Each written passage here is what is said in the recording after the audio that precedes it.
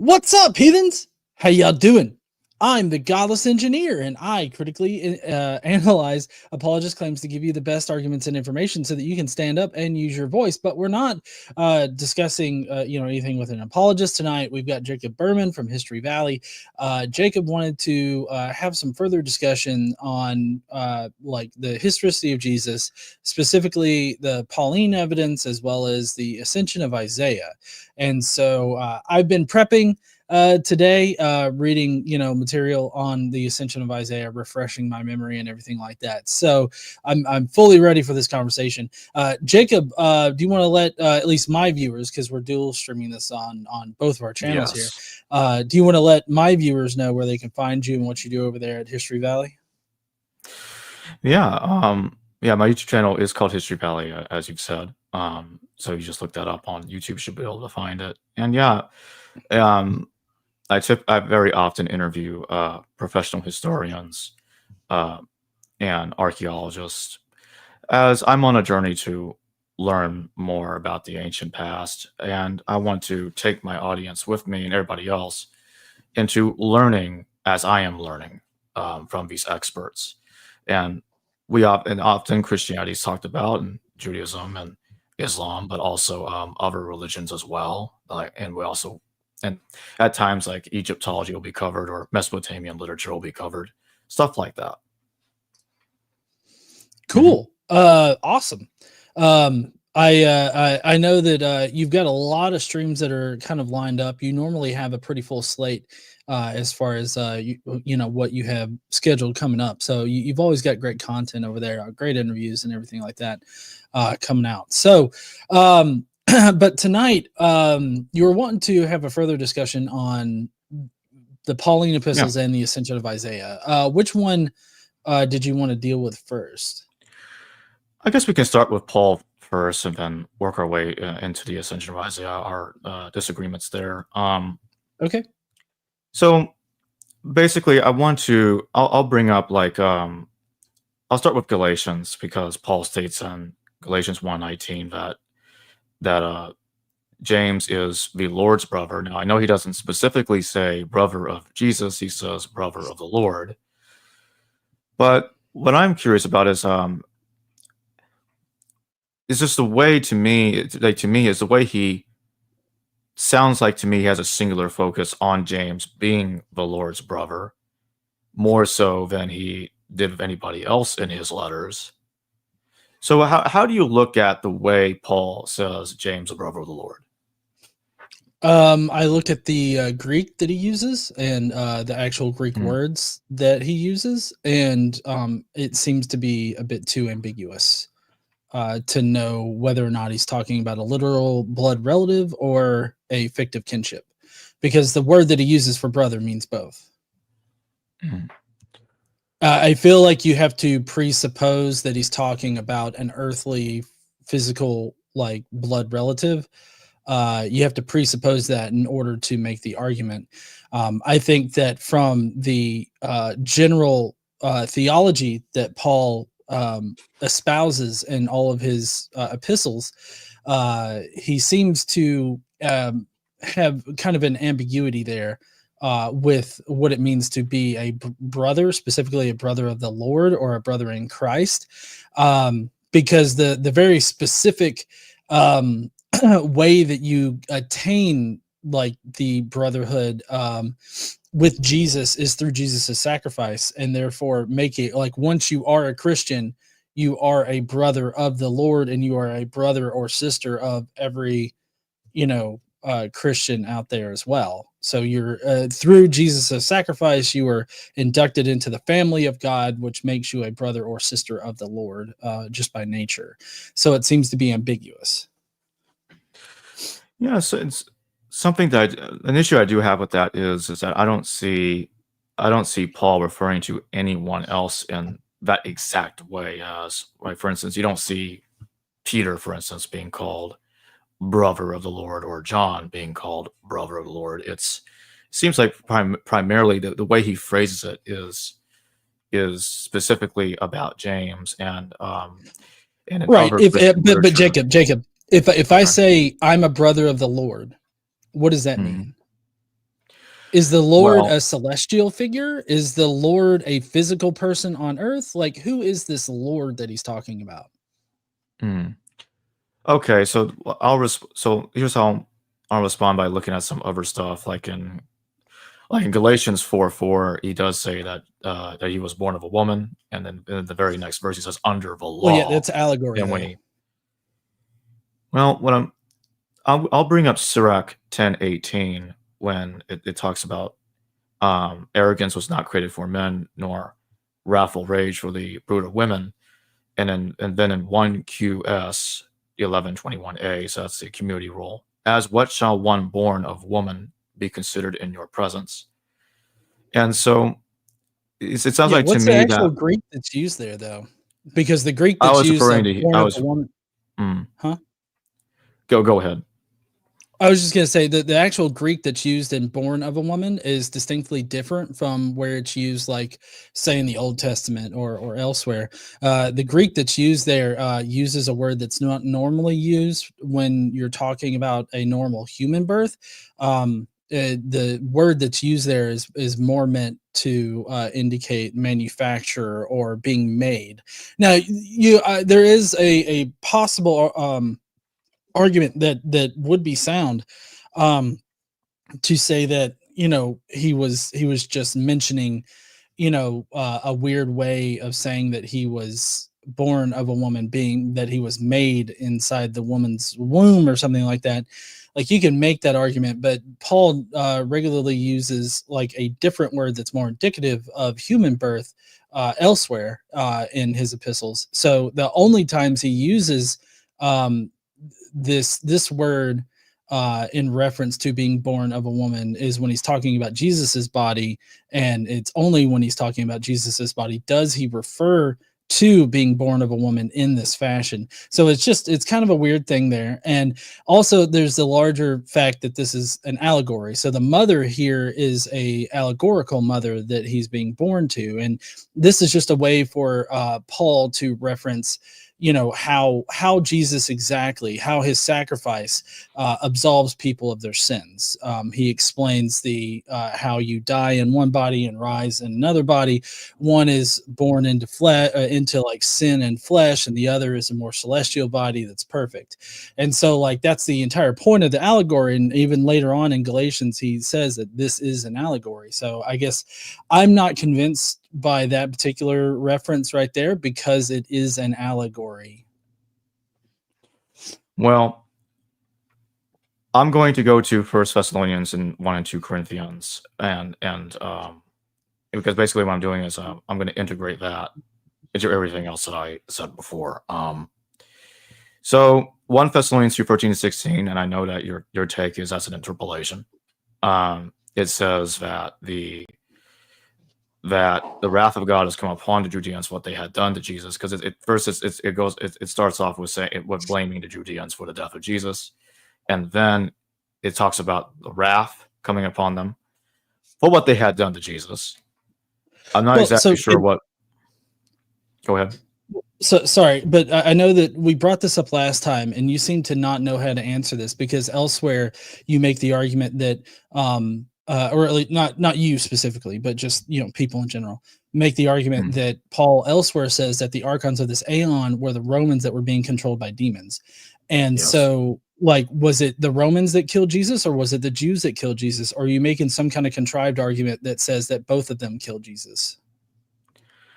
Well, I don't think it's contrived, but it would sound like to me both, and this is Well, where I would. you would admit though that there's only one party that's responsible for killing Jesus. It's either the Romans, or it's the Jews in this particular respect. Like there's no way that it's like both without some kind of like further explanation of it. Because like in First Thessalonians, like you want it to read, or want it to be, it says that they killed Jesus, and then in other ones it's Romans killed Jesus. So it's either the Jews facilitated Jesus's death or the Romans actually killed Jesus. It can't be they both killed Jesus. It's one or the other. Like I feel like that it just doesn't make sense the way that you're reading it. Well, I think the same thing happens. in the Gospels, but before I come back, I'll come back to the Gospels in just a second. But just to finish my thought on Paul, the way I look at it is Paul is writing letters.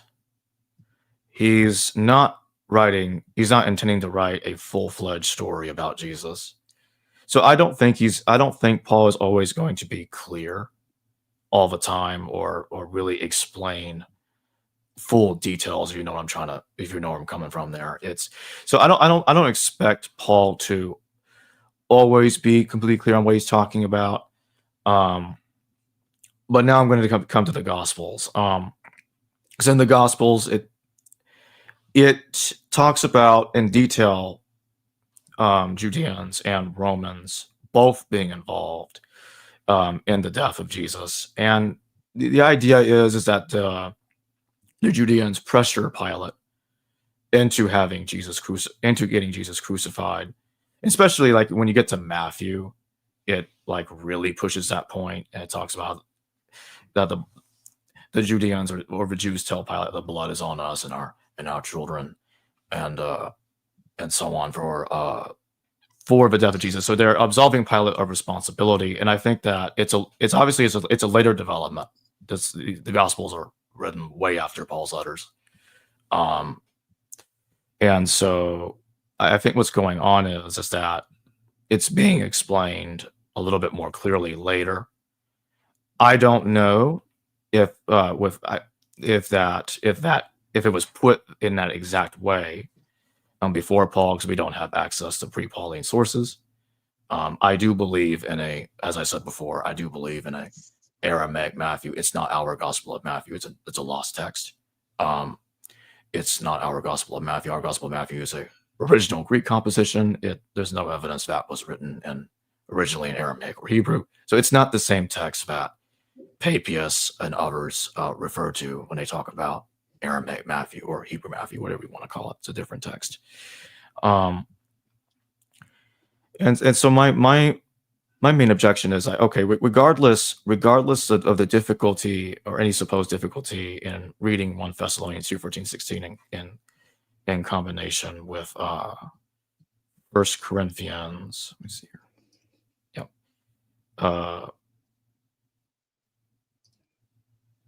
Trying to get the exact verse in front of me. Yeah, 1 Corinthians 2:8.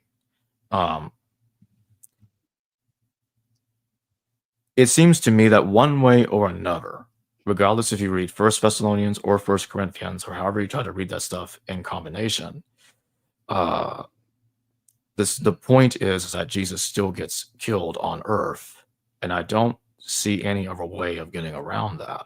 Is there any text that puts Jesus to death in heaven? So sorry. For one thing, the thing that makes it ambiguous is the fact that Paul believes that the heavens was a physical place, just like Hades was a physical place to Paul and the early Jews. That's one thing that they thought. So, like, just Paul thinking of Jesus as having a physical body or physically, being killed and buried and resurrected, that doesn't necessarily place him on earth. But second, what were the verses that you were saying do not indicate that he was being celestially killed? Well, I brought up 1 Corinthians 2:8 because it's not, to me, it's not specifically saying that the rulers of the age had killed the Lord of glory in heaven. And when you get to 2 Corinthians 4:4, right. Well, hold on, but who, according to Paul, who would be the ruler? Who would be the ruling entities of the age or of the world at that point? Do you recall who he says? Yeah, I think so. He says in 2 Corinthians 4:4 that it's the God of this world that blinded men. But right. Yeah, the rulers of the age. The rulers of the age or this world would be Satan and his demons, the powers and principalities. That's who it would be. Now, I think that both explanations here being that either the demons are influencing the Romans or it's the demons themselves that he's referring to, I think both can work. I just think that it makes far more sense on Paul talking about the demons rather than Paul thinking that the Romans ruled this age, because obviously that earthly powers is not where Paul is focused. Paul is not focused on the earthly powers. He's focused on these celestial powers, this celestial war that's going on. What, wouldn't you agree about that? Sort of, because yeah, I mean, he's saying that there are demonic forces that are behind the mechanisms of the rulers of the age, and Where that'll take does me he to say Romans that? chapter. No, Because that's that just would. me. That's my interpretation of what Paul's Oh, talking about. okay. Well, see, just being fair here, that comes off of that comes off to me as adding like a lot of ad hoc speculation onto what Paul is saying. Like maybe not ad hoc speculation, but ad hoc interpretation onto what Paul is saying. You have to presume certain things. Like your whole problem with the fact that Paul doesn't specifically say that this is happening in the celestial realm versus here on earth. Um, I I think that you need evidence that shows that he specifically is placing it here on Earth, while you seem to have this presumption that all of these events are taking place on Earth, because that's generally how we think of it in traditionally in Christian history, is we think about these things taking place on Earth. I am proposing, and as well as other mythicists are proposing, that we sort of step back from that a little bit. We don't add the presumption onto it that this is some kind of historical setting, and that we just work with what Paul actually believed at the time. What Paul actually believed at the time is that the celestial realm where Jesus was, where I'm proposing that Jesus was like crucified and all these things happened, was a physical place, just like the earth on the surface of the earth was also a physical place. So we need some kind of indication as to where Paul thought that these things were happening. My actual argument is that Paul is way too ambiguous to be able to determine between which place he thinks that this is happening in, either the very physical and real and corporeal celestial realm that's right there on the firmament, or if it's happening literally on earth. I don't think that there's any solid evidence that allows us to actually distinguish between those two. So my response to that will be is that crucifixion happened on Earth. We don't have. I'm not aware of any evidence that crucifixion was said to happen in heaven. So I Well, like to, if there is, I like to see the text. well, so I feel like uh, hyper specifically asking for some text to talk about Roman crucifixion happening in the heavens. I feel like that's you're I can't think of the fallacy. You're hyper specifically needing this particular piece of evidence in order to convince you. And I mean, I guess I understand that, but I don't think that we actually need that hyper specific reference to occur anywhere in order to understand the plausibility of Paul believing in Jesus being crucified in the heavens.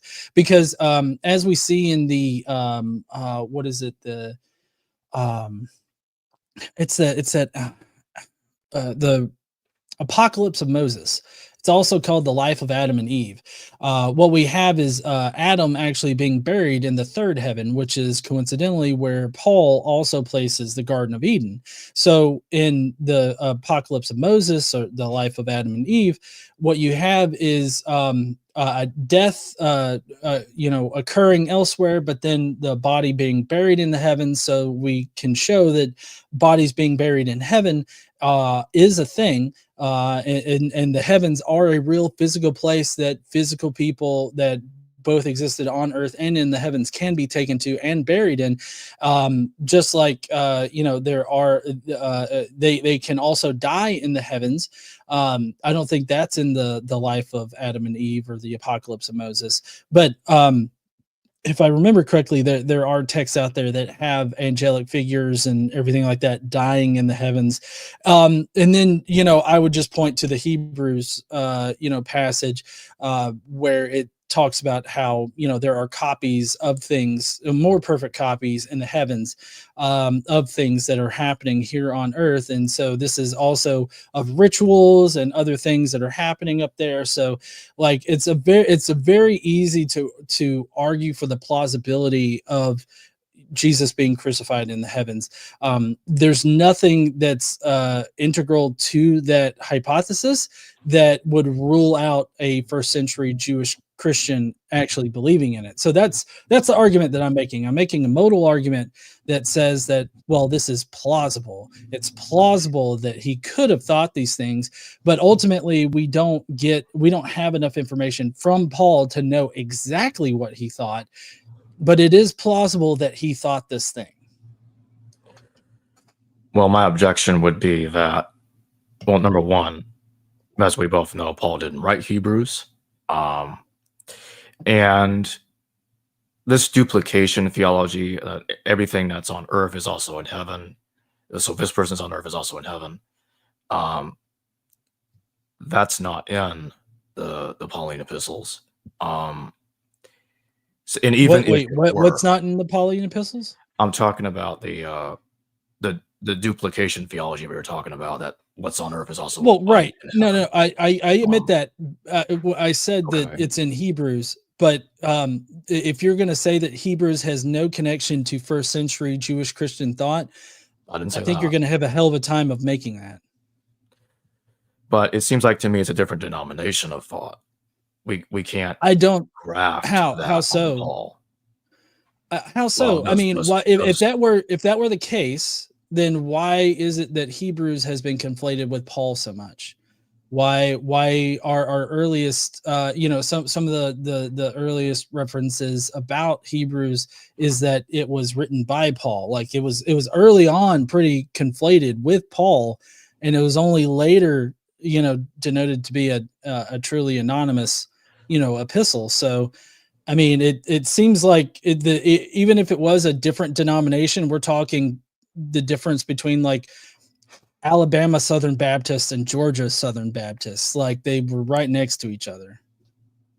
Actually, we have like Origen of Alexandria in the 3rd century, who wasn't sure who wrote Hebrews, and so I think that's problematic. Like that's like saying that the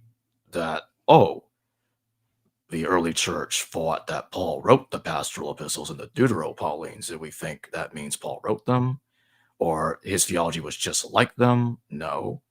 There are many problems with that, because the Deuteropaulines and the pastorals, as we know, for instance, contradict the genuine Pauline epistles.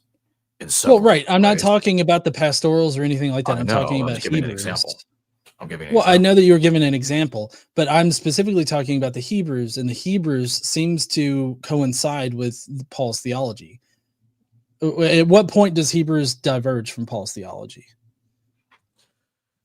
Well, I don't have the exact divergences noted in front of me, but what I'm going to say is the duplication theology that Hebrews is talking about is not mentioned by Paul. I don't think that it has to be mentioned by Paul for Paul to most likely have thought it. I feel like here's the thing. I think that you need these rock hard like connections between things, but that's not generally how things are done in this particular situation. Like I think that having rock hard connections are great, and it can solidly tell us some things, but I feel like for a lot of this, considering the considering how little actual evidence that we have, we do have to make like hypotheses about what he most likely thought. And so we have to make these modal arguments about it. So like saying that Hebrews does not represent anything that Paul would have thought, I feel like is going way too far. Well, I don't think that's what I said. What I said is it's not exactly agreeing with everything Paul said. Like what I'm trying to say is that it's not the content of Hebrews is not in alignment with everything Paul said. So again, going back to duplication theology, Hebrews has duplication theology, but Paul does not. But you do you agree that in 1st century Jewish Christian theology that copies in the layers of the heavens was a concept that was held by 1st century Jewish Christians? At least for some of them, yes. I would be cautious and refrain from saying they all thought that. No, I'm not saying that they all thought it. Okay. But what I'm saying is that they did think it, And so considering that Paul was part of this community, he most likely thought that, like, there's a high likelihood that he had that kind of theology. Well, I don't know because, like I was trying to point out in the authentic Pauline epistles, it's not there, so I cannot know that. Well, right, but I feel like what you're saying is that he didn't think that, and I'm saying he most likely did. So, like, mine's based on probability, and you're very specifically saying he did not think that. And I think that you would need evidence to say that he did not think that. Well, here's the way I'm going to put it. Since he didn't mention it in his letters, I do not know if he thought that, so I will assume he probably didn't think that. That's the way I'm trying to put it. Right. You're right. And I'm just not assuming anything. I'm making a modal argument about what he most likely thought, and considering Paul's theology and how it coincides with a lot of the things that Hebrews teaches, I feel like he most likely held the same views as those that wrote, or whoever wrote Hebrews. And so, like, that's where I'm at. And I don't think that I'm alone in this. I feel like there are scholars that would agree, about this, like, more so than just like Richard Carrier out there. So I mean, I don't feel like I'm alone in thinking that Hebrews has some kind of connection to the Pauline community at the time. I think that what I'm saying is that I'm not assuming anything, and I'm just looking at the evidence, the background information, and I'm making a plausible argument for what he thought. And so that's what I'm doing with it. Well, it's like I was saying a moment ago. I I cannot know if Paul held the view. It's it's I'm possible not he saying I did, know. and right. I'm not Um, saying that I know. I'm saying that I think that he most likely did. So that leaves room for me being wrong, obviously. Like, I don't okay. know exactly what he thought, but I think considering all of the evidence surrounding Paul, his theology, what the theology is of Hebrews, Paul most likely held, that particular view that's contained in Hebrews. So, like, I don't feel like that's a large jump here.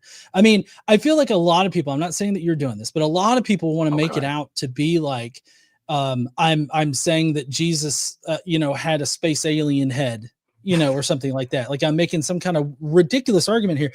I'm just saying that Paul was in the first century Jewish Christian community at that time, and he was part of that community. A section of that community closely related to Paul thought this thing, so therefore Paul likely thought this thing, is what I'm saying. And I just don't feel like that's a huge stretch right there. Why don't we shift to the Ascension of Isaiah since Sure. I think we got our points on Paul across for the moment. Okay. Um, so before I get to my objections, could you explain what your conclusion is on the Ascension of Isaiah? I think that it's a most likely a first century Jewish Christian text that was, um, developed as a prophetic, thing about the Messiah, or the Christ of Judaism, being, later known as Jesus. I think that it represents a section of first century Jewish Christians and how they thought about Jesus and his sacrifice, or the Christ rather, and his sacrifice, where that occurred, how it occurred, why it occurred.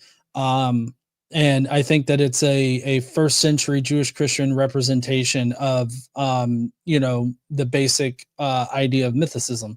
Um, it's definitely a later first century, so I'm not saying that this is a document that represents anything prior to Paul, but it was most likely being written right around the time the canonical gospels were being written, if you go with the mainstream dating of the canonical gospels as being, late first century text. I think it was being written right about the same time as that, so it definitely shows that there were first century Jewish Christians at that time that considered Jesus to be a pre-existent celestial figure, which, by the way, is something that Bart Ehrman has come around to agreeing about, that Jesus was a pre-existent celestial angel figure. Where I deviate with Bart Ehrman on that is that Bart just thinks that Jesus actually descended all the way to earth, whereas I think that he just stopped at the firmament. But as far as the Ascension of Isaiah goes, it's the Christ is a pre-existent celestial angel figure that descended from the upper levels of of heaven to the lower levels of heaven, where he became more corporeal as he traversed each level of heaven, and then he died.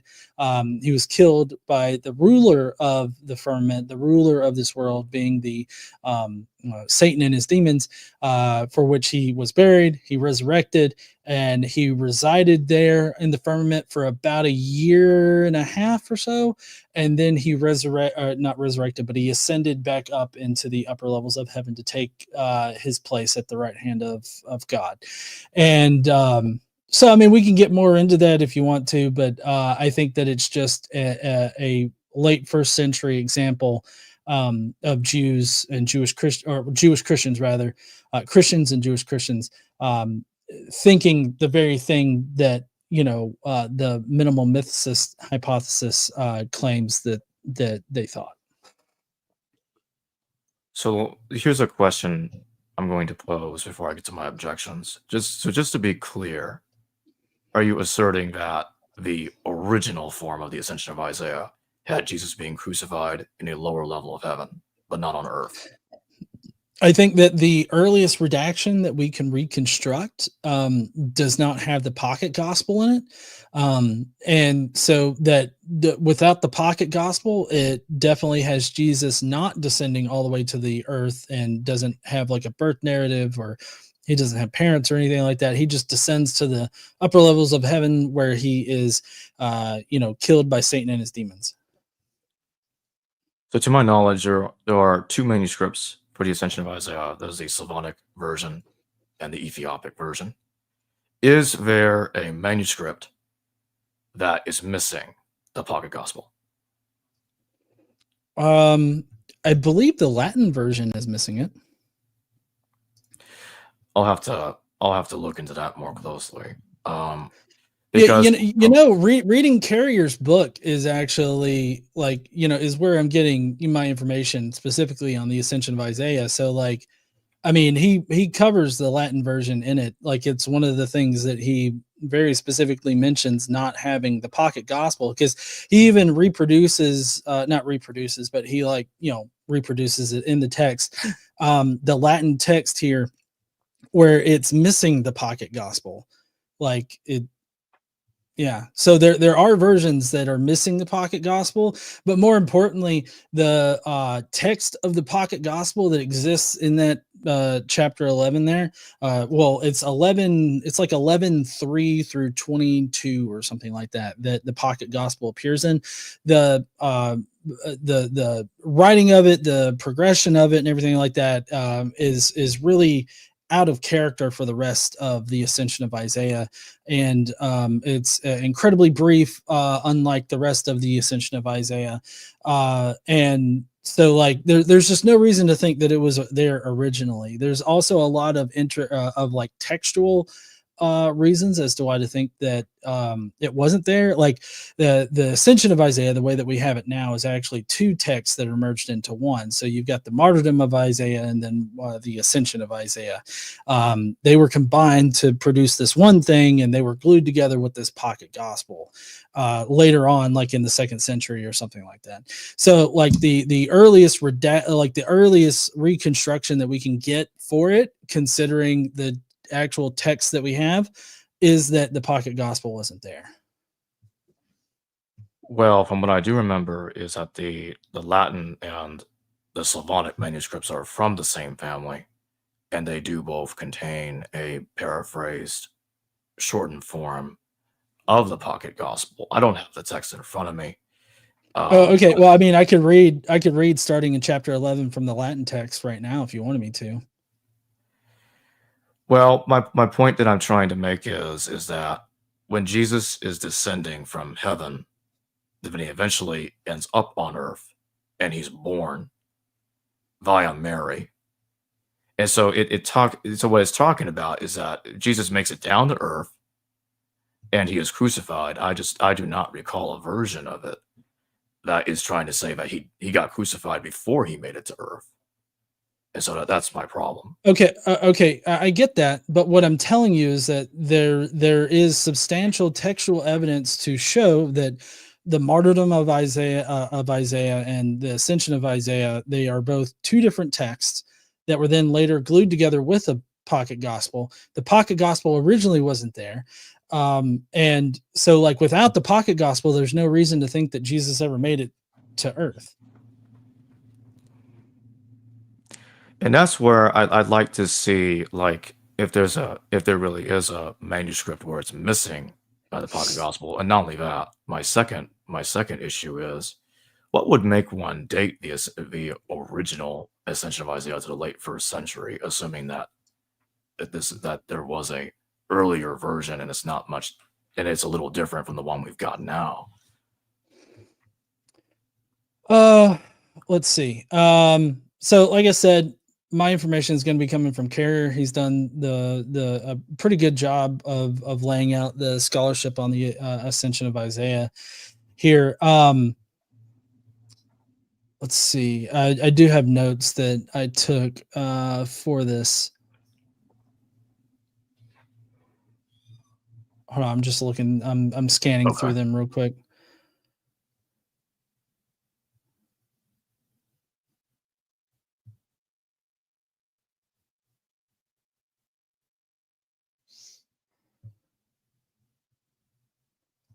Yeah, I don't know where you're getting that the pocket gospel is in the Latin and Slavonic, because I mean, I don't know if you're going to say that Carrier lies in on the historicity of Jesus, but I'm not claiming that.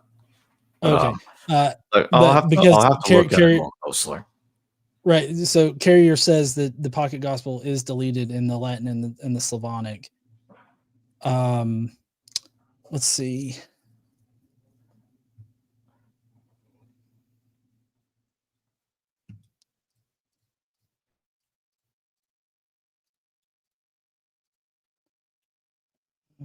First century C. Here we go. Okay. So this is Carrier's note on the historicity of Jesus. It says the final redaction of this appears to unite two separate texts, the martyrdom of Isaiah and the actual ascension of Isaiah, the latter being a text of which I'm speaking here, which consists of chapters 6 through 11 of the united whole. For this, I have excerpted and adapted a translation provided by, and then there's a whole bunch of references to it. Let's see. This Knight, Jonathan Knight, The Ascension of Isaiah. It's a Sheffield academic press from 95. He argues for both of them being original, but it says, Carrier says, however, contrary to the assumptions of Knight, there is no way that martyrdom was originally part of the Ascension, even though the former came to comprise chapters 1 through 5 of the now combined text. It ends with Isaiah's death and refers back to the Ascension tale as if it had been written before it. And then suddenly, completely new story begins in chapter 6 with a new introduction. It has no mention or awareness of the preceding material, much less that Isaiah had just died in the previous chapter. Knight's only arguments for unity are that the unified text is more elaborate. Yeah, so let's see. That's for them being separate as instead of them being.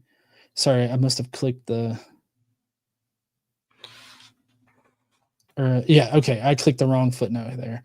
Footnote 2, that the Ascension text cannot date later than the early 2nd century is evidenced by the fact that the text of the martyrdom assumes the legend of Nero's return is still an imagined threat, so which is Ascension of Isaiah 4. So that must have been written within decades of his death and is unaware of any other emperor having persecuted Christians, two facts that place it near to the time of the book of Revelation, with which it has a lot else in common besides that.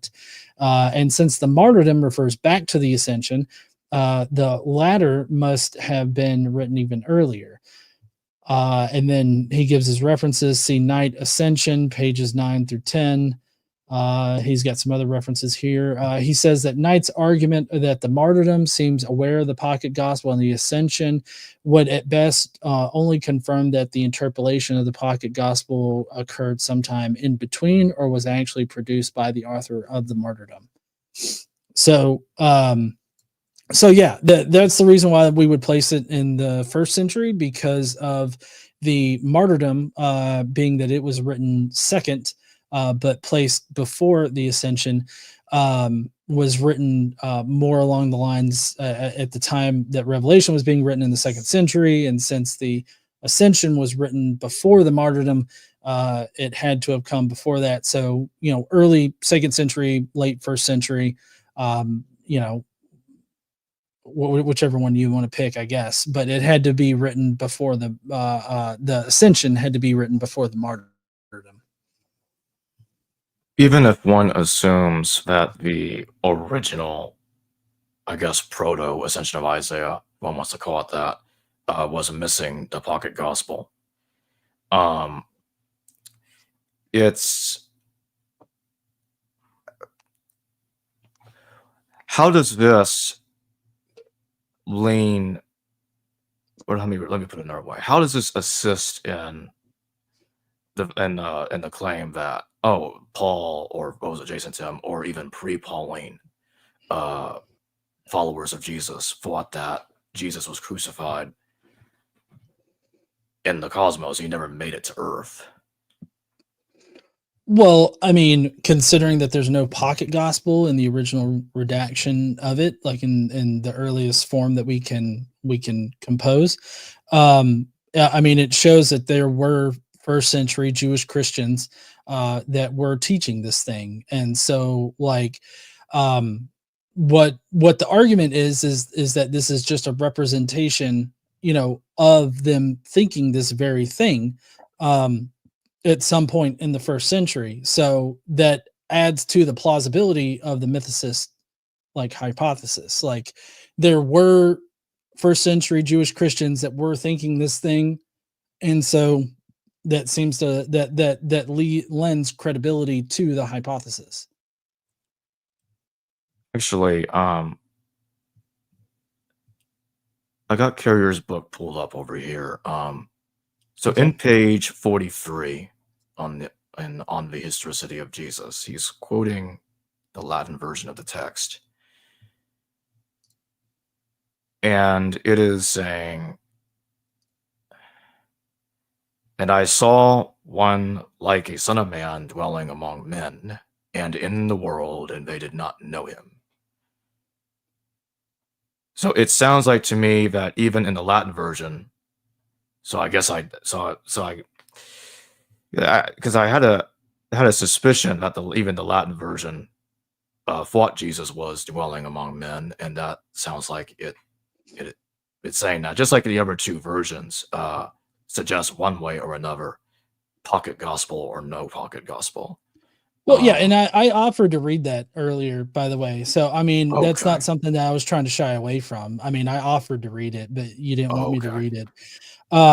But I mean, I would draw anybody that may be following along in Carrier's book.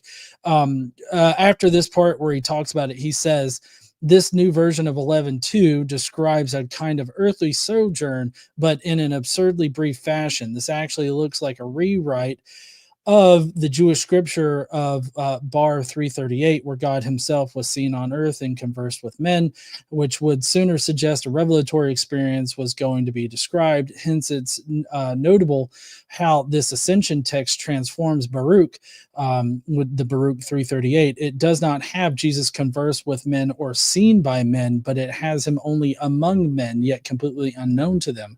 The Ascension of Isaiah 11:2 also rewrites Daniel 7:13, saying that what Isaiah saw was one like a son of man, the one who in Daniel appears among the clouds and will receive an eternal kingdom over the whole universe. Daniel 7:14. But Carrier goes on to state that, but there is still something missing, and it's not the gospel that was later inserted. I suspect this version of 11.2 is closer to the original, but that it was followed by a more detailed explanation of what was meant and what happened, all as anticipated in chapters 9 and 10. That is now missing. Instead, in this version of the text, Jesus descends to the firmament, 10:29, then to the lower air, 10:30, and then suddenly in the world among men, 11:2, where he at last takes form of a man, but no one knows him there. He then suddenly rises into the firmament in 11:23 in his original form and is only then seen by angels. Notably missing is what happened in between. Where is his execution, for example? Something has been removed. Not only are we missing the original story of Satan and his angels killing him, as we're told to expect in 9:14, but also expect to hear an account of God's resounding voice across the heavens, since Isaiah had heard he would see that too, 10:12. Likewise, an account of many of the righteous ascending with Jesus, 9:17, or in Latin, being sent by Jesus, and Jesus hanging around for over a year, 9:16, although this detail seems to have been abbreviated out of the Latin. So, I mean, Carrier goes on to explain like why the Latin text is like that, but the point that he's making in bringing up the Latin and everything is that it does not have the pocket gospel. Like it's an example of this pocket gospel that was added later, and then you get this really contrived, like what seems to be an abbreviation of what may have occurred there, which leaves out a whole bunch of information. As you know, it says in chapters 9 and 10 what to expect, and then we don't get that, which is kind of contrary to how people write at this time. So this was the point that I was trying to bring up earlier. I just didn't have the material in front of me until that moment. That I recalled in all versions of the Ascension of Isaiah that Jesus, one way or another, is stated to have dwelled among men, and whether we're talking about the pocket gospel or some other part of the text. And so even if there is something missing in the text, as Carrier says, okay, maybe so, but it seems to me that one way or another, something missing or not, it seems that Jesus made it to earth to dwell among men. Well, yeah, but see, the point that Carrier's making here is that this is interpolated, like this is changed. And so while this gets us closer to the original, it's still a changed document. So like, and he points out, as I read, you know, that there are a lot of curious things that make you question, like, what's missing here, and why does it suddenly go from in the firmament to among men, and why does it say that he wasn't seen by men, they just didn't know it was him? Like there's a lot of things that bring up a lot of questions about it. So like, I don't know. I'm convinced of the earliest redaction of it not containing the pocket gospel that you were kind of leaning on heavily earlier. And so without that pocket gospel that seems to mimic the gospel narratives, I feel like there's no reason to think that Jesus ever made it all the way to earth and that he stayed in the heavens. Well, even without the pocket gospel, it's saying Jesus dwelled among men, which is my main point. There's no manuscript evidence it was interpolation. It's an argument from reading the text in a certain way that would an argument from reading the text. I don't think that's like no. What I mean is, the way the text is being interpreted to support that. Okay, this doesn't make sense the way it would look, so this has to be an interpolation. Like, I'm not saying interpolations don't happen. Of course, interpolations happen, but do we have manuscript evidence that it happened in this case? Well, yeah, because there's this whole original gospel that's foretold in chapters 9 and 10, and then when we get to 11 in the Latin version, that's not what we get. So like, we know that something is missing there because like how they wrote things at this time, they foretold these things in chapters 9 and 10, and then they're supposed to happen in chapter 11, but they don't happen. That's how we know that there's something changed there. That's how we know that there's something missing.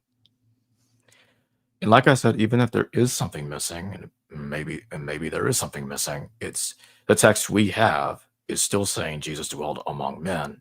We don't have a text that doesn't say that, one way or another, at least not yet. If there is such a thing, if there is another version of it that doesn't say that, well, we don't have that. All versions of the Ascension of Isaiah we have, one way or another, puts Jesus among men. There is no purely celestial Jesus in any version of the Ascension of Isaiah we have. Okay. I simply have to disagree. I mean, there's a lot of contention around this particular point. Like, for instance, here's what Carrier says. He goes on to say that further evidence lies in the fact that in this version of the text, which is the same in Latin and the Slavonic, it is the angels above the firmament who first see Jesus in 11:23 and 24, with no mention of the angels in the firmament, whereas all other manuscripts have Satan and his angels see him in the firmament, as we should expect because of chapters 9 and 10. And he continues on to say that this has to be a mistranslation, since above the firmament defines the first heaven. Yet even in this text, the angels in the first heaven will worship him, 11:25 through 26. So the text as written is confusing two different orders of angels. This also does not correspond to what God says Isaiah will see in chapters 10, 11 through 15, and chapter 10, 29 through 31. And of course, it makes no sense to skip over Satan and his angels at this point, as if suddenly they didn't exist. So, I mean, Carrier's making this argument that the text as written doesn't make sense as far as what is being foretold in chapters 9 and 10, and then what occurs in the Latin right there. You're being so hyper fixated on having these rock hard connections that you can't see the forest through the trees. I mean, you are refusing to accept good argumentation because you don't have it spelled out in like the actual documents.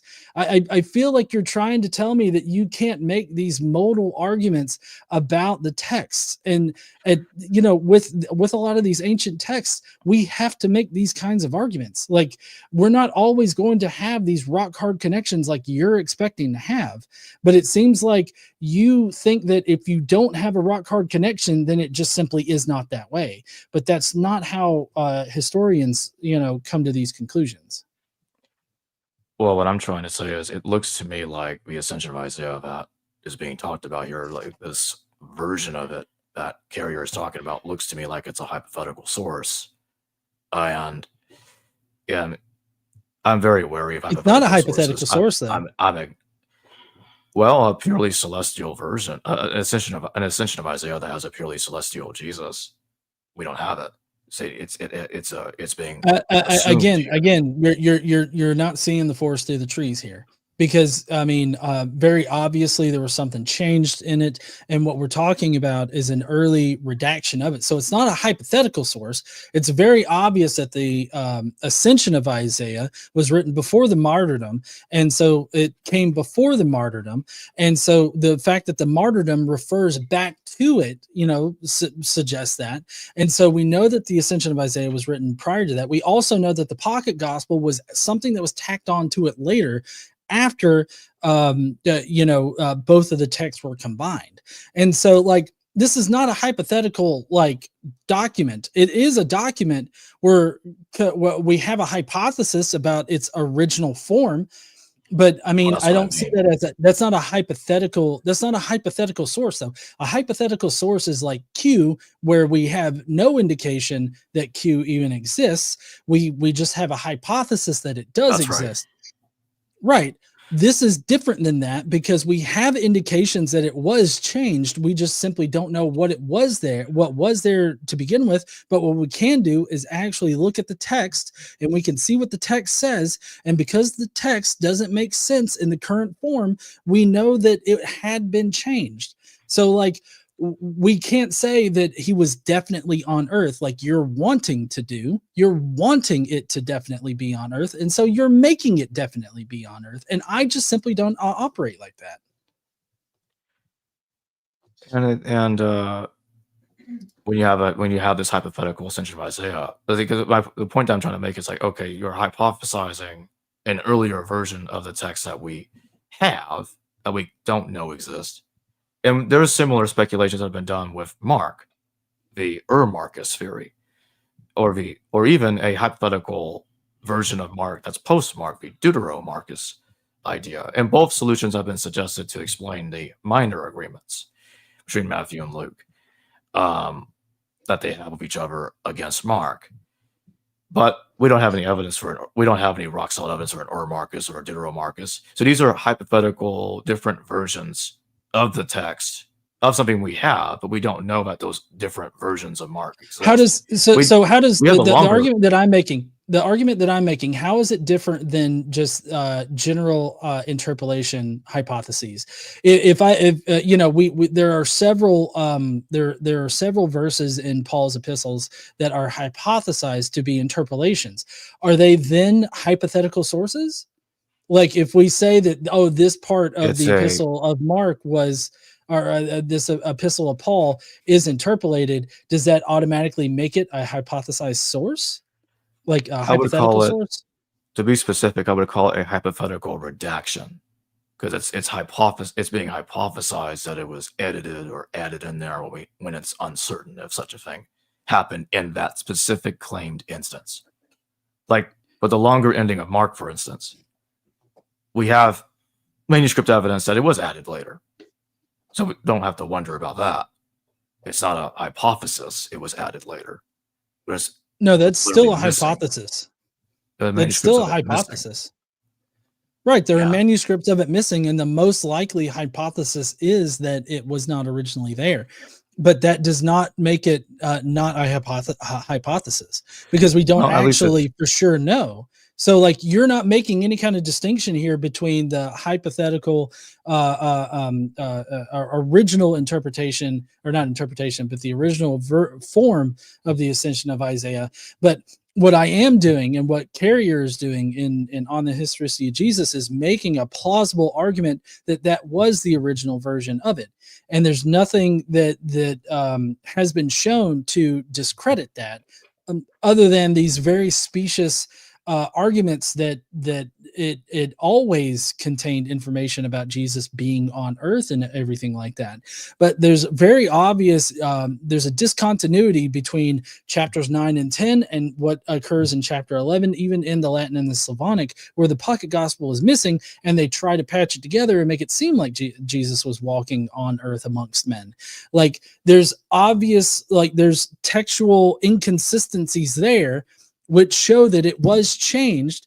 And so we can't say one way or another, but it seems most likely, considering what's in chapters 9 and 10, that Satan and his demons are the ones that killed Jesus in the firmament of the heavens, because that is what's detailed in chapters 9 and 10. Like this is no more hypothetical, or like a hypothetical source, than any of the interpolations that we know about in any of the Gospels or in Paul's epistles. Well, what I'm trying to let me just put what I'm trying to say in another way. At least with the longer ending of Mark, we have manuscripts of the longer ending missing. So it at least makes it far more plausible that the original version of Mark missed the longer ending. I mean, I will agree. I will agree with that it's more plausible that the longer ending of Mark was missing. I think that's more plausible, but because the manuscripts, the earliest manuscripts that we have, don't have it. So that's my point. Right, but I would say that this differs from the Ascension of Isaiah in that there are textual inconsistencies with it. So like, for instance, if a good example of this would be in Mark 16, if there was some kind of indication that it should continue after verse 8, if there was some kind of indication of something that needed to happen after verse 8, and then it didn't happen, then it seems like the longer ending of Mark would be more likely to have been the original version rather than the shorter ending to Mark. That seems to be the case here for the Ascension of Isaiah, because in chapters 9 and 10, we have very specifically laid out what we should expect in chapter 11. Chapter 11 comes and it does not actually deliver on those prophecies that are laid out in chapters 9 and 10. So like that's more comparable to what we're talking about here. Well, I think my argument that I was trying to my argument was trying to make a moment ago still applies, because what I'm trying to say is we have manuscripts of the longer ending missing from Mark. We do not have manuscripts of the Ascension of Isaiah where it's a purely celestial Jesus that gets crucified in one of the levels of heaven and never makes it to earth. That's the point that I'm making. I understand. Apparent, just one more thing I'll say real quick. Apparent textual inconsistencies does not necessarily necessitate interpolation. And that was the point that I was trying to get across too. Okay. And I get your point that you're trying to make. I don't require that kind of very strict hardline, I guess, evidence in order for a hypothesis to be more plausible. Like the plausibility of the Ascension of Isaiah only depicting a celestial figure, considering what's in chapters 9 and 10, I feel like that makes it far more likely that the content of 11 has been changed from what it originally was, and that we should probably take the Ascension of Isaiah at its word in chapters 9 and 10 as to what chapter 11 should contain. And so like that's why I'm convinced by it, because the plausibility here overrides what we physically have. Well, that I'm not sure, because like I was saying, we don't have manuscript evidence for it, so it seems like it's highly speculative to It's not highly believe that speculative. It's not highly speculative because chapters 9 and 10 tell us that Satan and his demons are going to be, killing Jesus and all. Like it lays out the entire thing that's going to be happening. It foretells it as like a prophecy. God tells Isaiah what he is going to see, right? And typically in these ancient writings, what they do is they tell you what you're going to see, and then you see what you're being told that you're going to see, right? That's how it operates. The fact that it doesn't lends more credence to an earlier version that actually delivers on the prophecies of chapters 9 and 10. But it seems to me like you just want to forego all that. You want to forego the very logical nature of being prophesized some things and then some things actually occurring. You seem to think that it's more likely that, oh, God prophesied some things and then he just kind of reneged on his prophecies and they didn't actually come true. Like that is so anticlimactic and so not like these ancient writers at the time. Like this does not make sense to me. So it seems to make more plausible. It seems to be more plausible that there's an earlier version that actually delivers on chapters 9 and 10. That's what Carrier. That's the argument that Carrier makes, and that's the argument that I'm convinced by. I mean, it seems like in the story of a narrative, it did come true. It just happened. Is that Jesus' death happened on Earth? No different than it seems to have happened in Paul's letters. The forces of evil are controlling the archons, the rulers, and it is they who have Jesus killed, or the Lord of Glory killed. So the Ascension of Isaiah is just following that same pattern in that respect. So okay, so let's read. Let's see, chapters 9 and 10 are the ones that are the big ones. So let's see, chapter 9. And he took into the air of the seventh heaven, and moreover I heard a voice saying, how far will he ascend that dwelleth in the flesh? And I feared and trembled. And when I trembled, behold, I heard from hence another voice being sent forth, saying, it is permitted to the holy Isaiah to ascend hither, for here is his garment. So this has the Christ figure descending. Verse 5, and he who permitted thee, this is thy Lord God, the Lord Christ, who will be called Jesus in the world, but his name thou canst is a word in anyways, in the King James, canst, canst. That fucked me up for a second. Canst not hear till thou hast ascended out of thy body. And he raised me up to the seventh heaven, where I saw there was a wonderful light and angels innumerable. Blah blah blah. Going down here.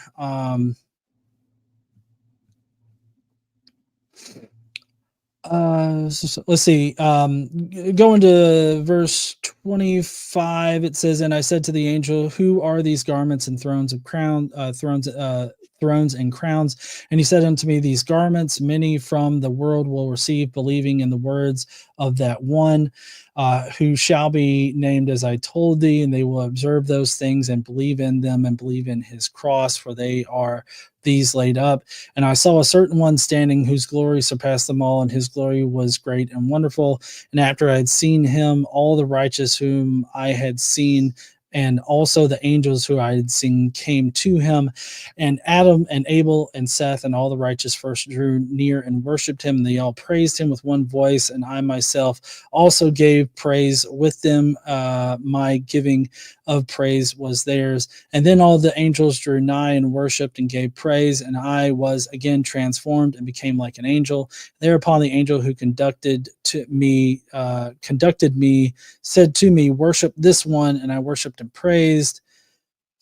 Let me, instead of reading through all of this, Carrier very specifically says, all right, so yeah, let's see, in 10, 11 through 15. So let's go to 11 through 15. That's just the first page that I had put up here. You know, he's got chapter 9 also labeled, but so we're going to chapter 10, 11 through 15. And none of the angels of that world shall know thou art with me of the seven heavens and of their angels, and they shall not know that thou art with me till with a loud voice I have called to the heavens and their angels and their lights, even unto the sixth heaven, in order that you mayest judge and destroy the princes and angels and gods of that world and the world that is dominated by them.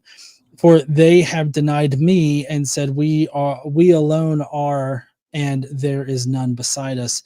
And afterwards from the angels of death thou wilt ascend to thy place, and thou wilt not be transformed in each heaven, but in glory wilt thou ascend and sit at my right hand. And thereupon the princes and powers of that world will worship thee. So the princes and powers of that world are, you know, Satan and his demons. Yeah, in 16 it says, these commands I heard, the great glory giving to my Lord. So like this is what the Lord is saying, right, to him. And it talks about, you know, the angels and everything like that, and him ascending and everything like that. And we don't get any of that in chapter 11. And then just doing our due diligence here, Carrier also notes 29 through 31. Which is the end of chapter 10. It says, and again he descended into the firmament where he dwelleth the ruler of this world, and he gave the password to those on the left, and his form was like theirs, and they did not praise him there, but they were envying one another and fighting. For here there is a power of evil and envying about trifles. So this is him descending into the firmament. He's on the firmament. That's where the ruler of this world, Satan, and all the demons are fighting one another, right?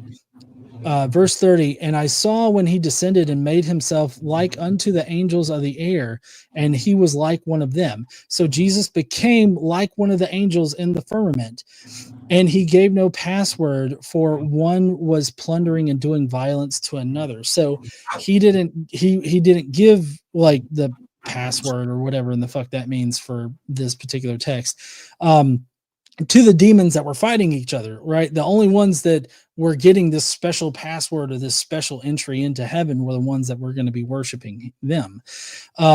So I mean, these are things that do not occur in chapter 11. None of this stuff, like this is all God saying, hey, this is what you're going to see. And then in chapter 11, it is not like there's no delivery on it.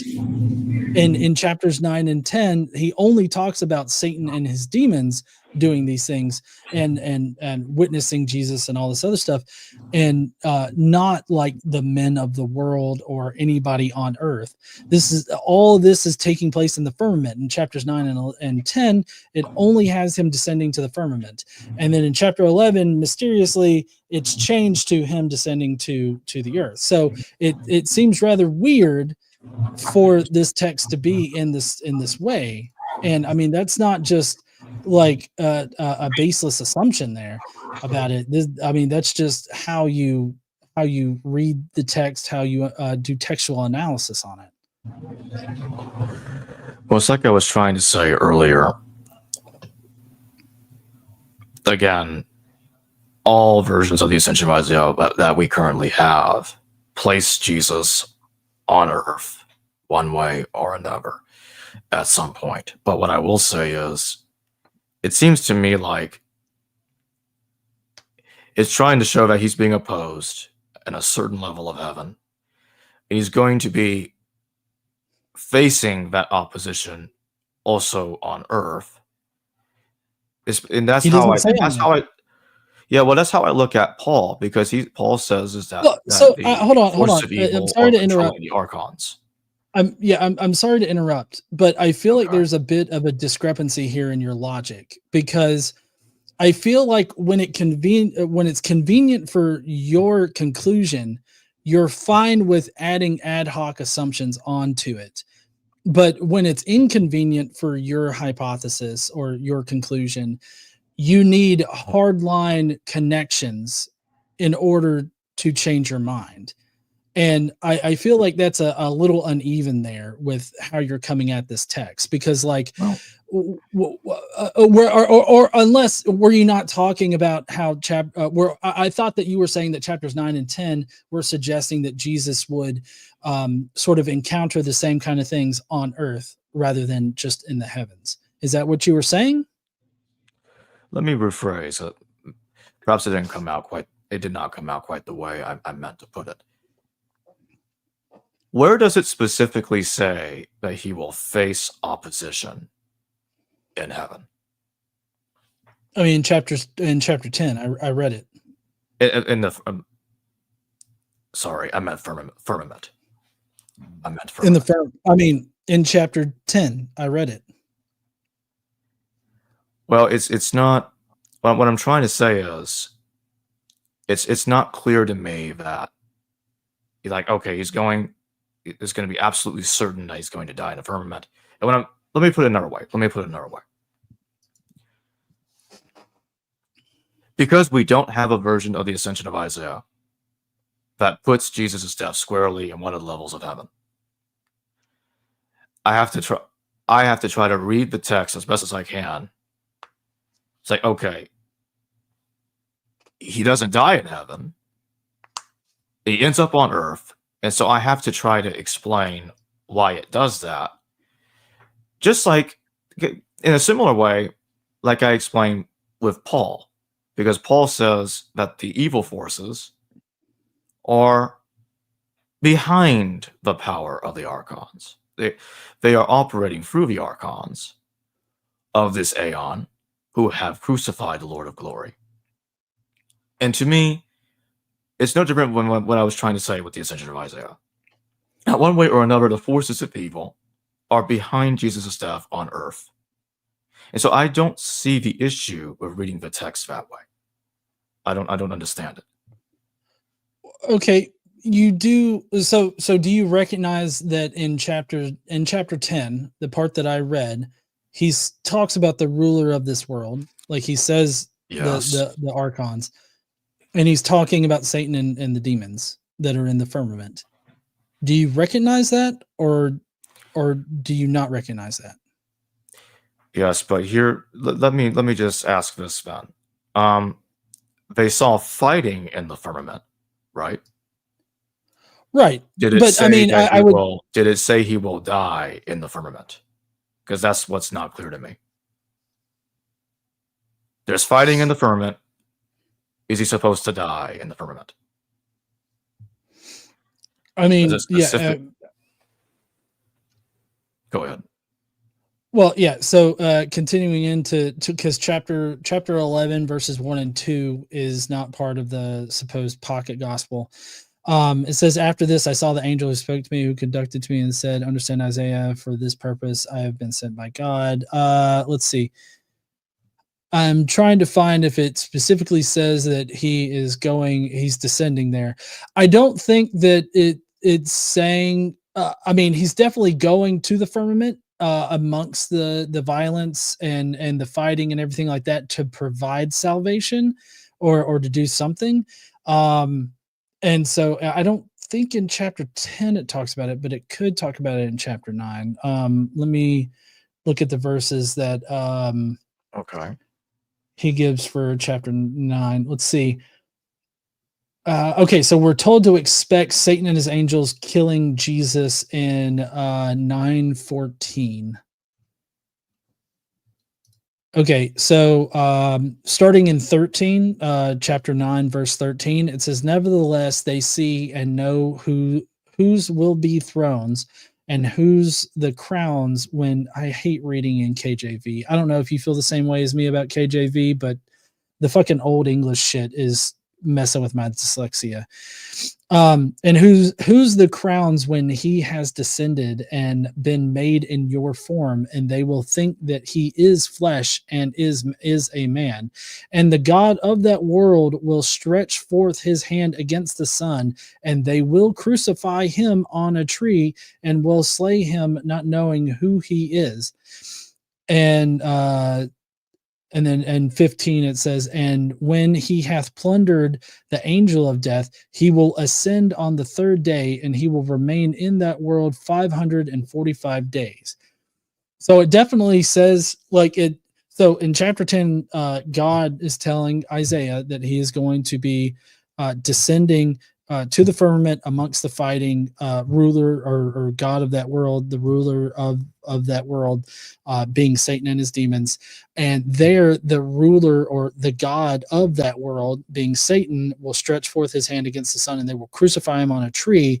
All of this is the only way to really understand both 9 and 10 is that he doesn't make it past the firmament. The fighting and the God of this world and everything like that is happening in the firmament of the heavens. That's where Satan and his demons reside. That's where the God of this world stretched out his hand to kill and crucify the Son of God on a tree. So I'm looking at it right now, and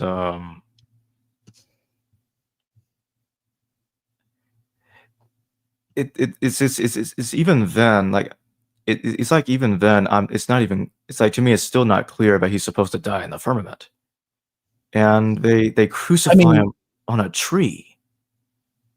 right. There would be trees in the firmament because, as I know you reject, it, but the early Christian thought was that there were copies of things in the heavens I did say as they exist I on earth. said some of them thought that. Right. And so, I mean, like, yeah, but in order to make your argument work, you would have to say that the majority of Christians at this time did not consider that their theology, and I don't go that far. I think that this was a theology of Jewish Christians, and considering that the Ascension of Isaiah has Jesus only descending to the firmament, and that the early Christian thought was that Satan resided in the firmament as the God of this world, considering that the Ascension of Isaiah in chapter 9, verse 14, has the God of that world stretching forth his hand against the Son and crucifying him on a tree. It definitely has all of the elements there to say that there were trees and crucifixions happening in the firmament. But the firmament isn't in heaven though; it's below it. Right, but it's still celestial. Like, I mean, it's the firmament's not part of the heavens, but it's still this part of the celestial world. But when you're saying that there's duplication theology applying, like, okay, it applies in the heavens and it applies in earth, but not in the, but the firmament is in between. So Are we having I triple think you're duplication splitting now? nut hairs on a fly though. Like this is or you're pulling nut hairs off of a fly with this. The celestial realm extended from the firmament on up, and as you ascended through the layers of heavens, it gets less and less corporeal and more like spirity, I guess. So I mean, like I said, I feel like that's just pulling hairs off a fly. Okay, well, my point is that just going back to what I was saying earlier, it's this is what we're talking about is a hypothetical earlier version of the Ascension of Isaiah that we do not know exists. That apparently puts Jesus' death one way or the other squarely elsewhere, not on Earth. And so, like I was saying earlier, we don't have it. It's a hypothesis, and that's why I tried to give examples earlier of manuscripts of known text missing some material, just like the longer ending of Mark is missing from early manuscripts of the Gospel of Mark, some very early manuscripts of the Gospel of Mark. And so that's why I say that the Gospel of Mark, for instance, has an edge in an argument that, okay, the longer ending of Mark was probably not in the original text, but we have manuscripts where it's missing. So at least we got that. But we don't have in a different version of the Ascension of Isaiah that puts Jesus' death squarely in the firmament or in heaven. So that's what I'm trying to say. Okay. I get what you're trying to say. I feel All like right. it's a bit wrong-headed, just because of the fact that, like, if the ending of Mark seemed to indicate that there should be something after verse 8, then we would think the exact opposite, as far as like a textual analysis goes. So when we apply those same textual analysis, um, uh, um, uh, uh, uh, not theories, sorry, practices. When we do a textual analysis of the Ascension of Isaiah, it very clearly indicates that there are these things that should happen in chapter 11, and they don't happen, which seems to indicate that there is some other kind of a version of it out there where it does deliver on that, because that's how they wrote things. And so I'm more convinced by that argument. And I get that you're not going to be convinced by that argument for whatever reason. You need an actual physical document there to prove you wrong, instead of like a modal argument.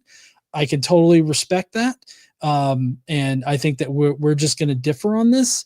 Yeah. And I think that chapters 9 and 10 definitely only have Jesus in the firmament, and then chapter 11 seems to be interpolated, to me, even without the pocket gospel. Seems to be interpolated. And so, I mean, that's until a better argument can be made that makes more sense to me. I think that I'm gonna sit there with that, and it just be a representation of what first century Jewish Christians were thinking.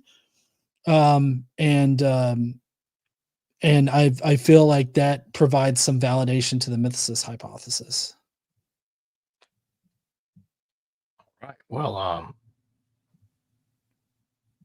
thank you for having me on. I don't really have any. Well, I guess the concluding thought that I'll give is that, like I said before, I think that the evidence is best explained by minimal historicity. That okay, Jesus was a Jew, crucified.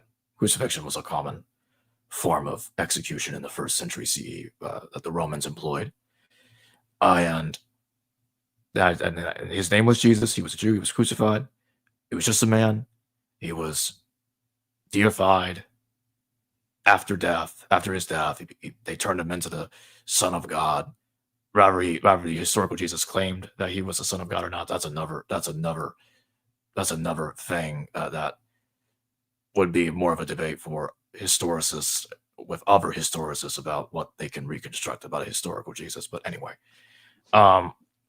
yeah, I just think he was just a man, and I'm not convinced that there were even earlier Christians that thought that Jesus was crucified in the cosmos. He never made it to Earth. Yes, there are clearly indications that Christian groups fought that Jesus descended from heaven. Sure, I don't got a problem with that. But none of them seem to specifically claim that, to my knowledge, that Jesus was crucified squarely in the cosmos and he never made it to Earth. But I'll leave it there. Thank you for having me on, John. Thanks for coming on and having this. I like having these kind of discussions. I think these kind of discussions can really only be had between two atheists, because when you pull the dogma of Christianity into it, you're just talking about whether or not the magical Jesus is real. And I feel like talking about his most likely historical Jesus is far more productive. I see that you got a couple of super chats, and I got one. Do you want to read off yours, or do you just want me to read off mine? I'll leave that up to you. We can look at both. Okay, both is fine with me. All right. Did you want to read yours, because you got yours in first? Yeah, so the first super chat coming from Adam Green. Ephesians 2:2, ruler of the air is Satan, who crucified Jesus in the air, just like in original Ascension of Isaiah. Ephesians is pseudo-Pauline. I don't think Paul wrote that, so it's a post-Pauline text. That's my response to that. I mean, I've not really given much thought about comparing Ephesians to the Ascension of Isaiah, but anyway. Well, would you agree that Satan is known to Paul as being the ruler of the world? It would seem that way, yeah. I would not have a problem with that. Okay. I fished in a tie. Thank you for your super chat. He says, you are destroying him. He has nothing. Great job. Well, I mean, I disagree. Super chat. I disagree with destroying me. I think that we both have I think both of our hypotheses has teeth to it. And at this point in the discussion, like I was saying with Jacob, is that it's really examining which nut hair on the fly we want to pull off. And so like I definitely think that it's that minute of differences here as far as like our actual disagreements go. So and then for me, Jennifer, or sorry, did you have something else to add? No, go ahead. I was looking at Jennifer's super chat. Yeah, Jennifer Silves says, peace and love. Good luck, John. This is going pretty much how I figured. Love you too, Jacob, but damn. I'm not sure what the but damn is about. But like I said, I don't see too big of a difference between both of our positions. Even on Paul, I feel like they are very minute differences that we disagree on. And I think that we both have different takes. And I think that both of the hypotheses that we're both advancing do have teeth to them. It's just which one are we more convinced of? And, we just firmly are on one side or the other. Well, like I said, thank you for having me on, John. And I look forward to the next time. Yeah, definitely. And maybe we can find a different aspect of the history question, or maybe some other question that we can, have disagreements over. Yep. But anyways, I'm going to let everybody go. Y'all have an awesome Saturday night. I will have a new video on Monday for everybody that is watching on my channel. And, I know, Jacob, do you want to talk about who you got coming up on your channel? Yeah, let me take a look. Yeah, I got Frank Hughes coming on tomorrow. Dr. Frank Hughes. He's going to be talking about how scholars know Paul the Apostle wrote 7 authentic letters out of the 13. So he's going to be talking about the arguments that show that 7 out of the 13 letters of Paul attributed to Paul in the New Testament are genuine, and why scholars reject the Deutero-Paulines, Colossians, 2 Thessalonians, and Ephesians, and the pastoral epistles, 1 2 Timothy, and Titus. Awesome. It sounds like a pretty cool stream there. So I hope everybody will check out Jacob's stream tomorrow, and I guess we will see you heathens later. Don't forget to stand up and use your voice. Bye, heathens.